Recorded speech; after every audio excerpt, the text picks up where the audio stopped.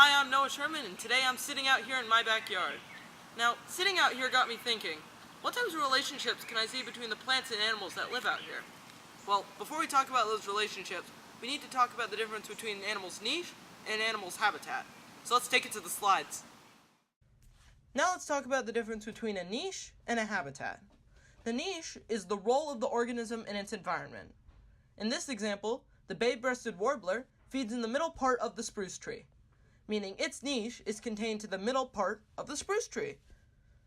The habitat of all three of the warblers in the example is the spruce tree. Now they all have to live at different parts of the tree, so none of them need to compete for resources. Now that we know the difference between the animal's niche and its habitat, we can talk about these relationships.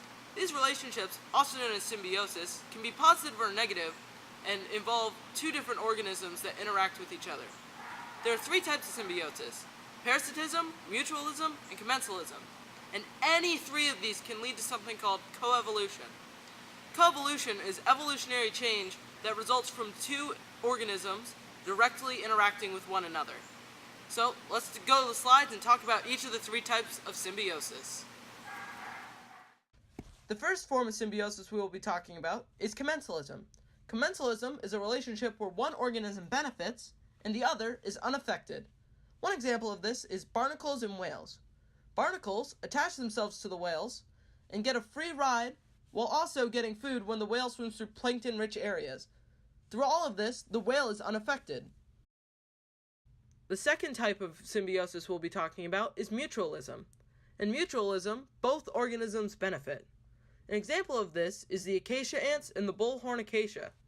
Acacia ants provide the bullhorn acacia protection from other insects that may try to eat the plant. In return, the ants are provided with food and shelter from the plant. The final form of symbiosis we'll be talking about is parasitism. Parasitism is a relationship where one organism benefits and harms the other in the process.